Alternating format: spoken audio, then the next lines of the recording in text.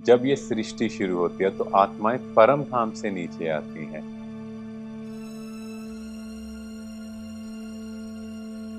जहां पर मन के संकल्पों को कैच किया जाता है, मुख से वाणी से बात नहीं होगी। जी।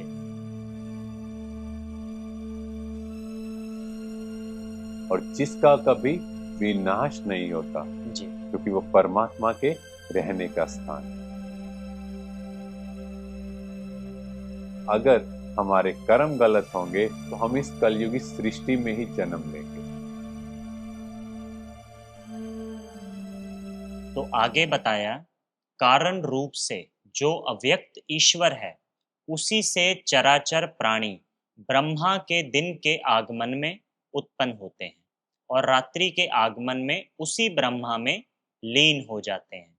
इसका भावार्थ समझाएं।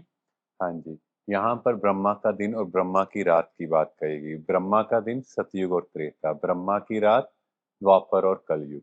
मीन्स जब ये सृष्टि शुरू होती है तो आत्माएं परम धाम से नीचे आती हैं, तो आकर अपना रोल प्ले करती हैं और धीरे धीरे इस सृष्टि पर संख्या बढ़ती जाएगी।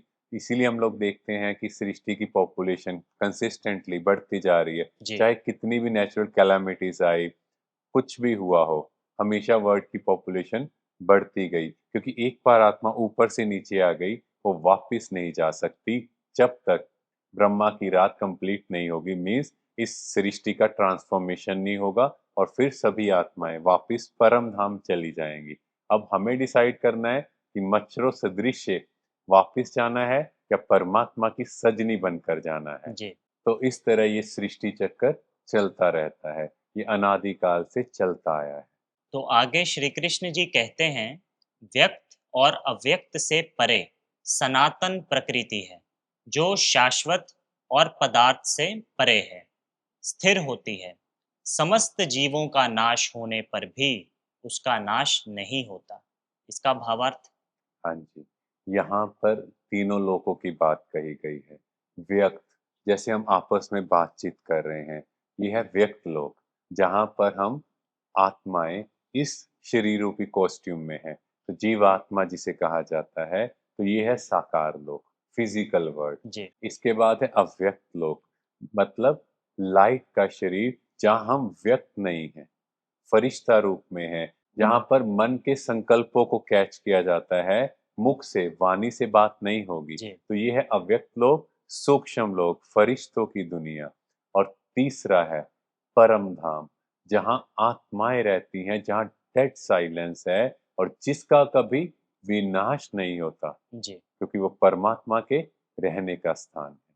तो आगे कहा, अग्नि ज्योति दिन शुक्ल पक्ष और उत्तरायण के 6 महीनों में जो ब्रह्म वेताजन प्रयाण करते हैं, वे फिर नहीं आते। इसका अर्थ। हाँ जी, तो यहाँ ये समझाया है कि जो आत्मा ज्ञान सूर्य परमात्मा से कनेक्ट करती है, उनकी रोशनी, उनका प्रकाश अपने अंदर फील करती है, जिनकी बुद्धि उस परमात्मा को समर्पण है, उस परमात्मा में ही लगी हुई है, वे सीधे परम धाम जाते हैं। और यहाँ ये समझना बहुत जरूरी है कि हमारी बुद्धि की लाइन वो क्लियर होनी चाहिए। अगर इस बुद्धि में मैं, मेरेपन, मेरा रिश्तेदार, मेरा ये वो है, तो हम परमात्मा से कनेक्ट नहीं कर सकते। बुद्धि की लाइन एकदम क्लियर, मन में सिर्फ एक ही थॉट, मैं और मेरा पिता, वो परमात्मा है। तो भाई जी, उत्तरायण का मतलब। यस, मीन्स जो आत्मा अपनी बुद्धि परमात्मा में स्थिर करती है, जी। उसी को उत्तरायण कहा जाता है। तो आगे बताया, धूम धुआं कृष्ण पक्ष, दक्षिणायन के 6 मास और चंद्र ज्योति, इसमें जो योगी प्रयाण करते हैं, वे फिर संसार में आते हैं। इसका अर्थ। तो यहाँ ये समझना है, धूम मतलब जिस आत्मा की ज्योति धुएं में, धूम अर्थात ढकी हुई है, जी। किसके द्वारा? विकारों के द्वारा, माया के द्वारा। वे अज्ञान अंधकार में है, उनको ज्ञान की समझ नहीं आती। और दक्षिणायन मीन्स जिस आत्मा की बुद्धि परमात्मा से विपरीत दिशा की ओर चल रही है, परमात्मा जो कह रहे हैं उन्होंने उससे उल्टा काम करना है। जी। तो अगर हम वैसे भी समझे, तो दक्षिण में श्रीलंका दिखाया और श्रीलंका में रावण दिखाया। हाँ तो जी। यहाँ ये भी समझना है कि रावण की बुद्धि कैसी दिखाई है, परमात्मा से विपरीत, हर ऑपोजिट, कार्य उल्टा करना। उल्टा करना। तो बेसिकली ये समझना है कि जो भी कर्म हमारे हैं, अगर हम कोई भी कार्य परमात्मा की याद में करेंगे तो हम सब सतयुग जैसी ब्यूटीफुल दुनिया में जाएंगे। जी, और अगर हमारे कर्म गलत होंगे तो हम इस कलयुगी सृष्टि में ही जन्म लेंगे। शुक्रिया भाई जी। Thank you.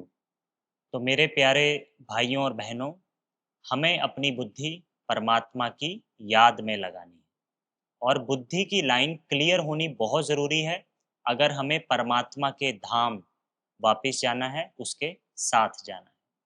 तो मिलते हैं अगले एपिसोड में, 9वें अध्याय की आगे चर्चा करेंगे।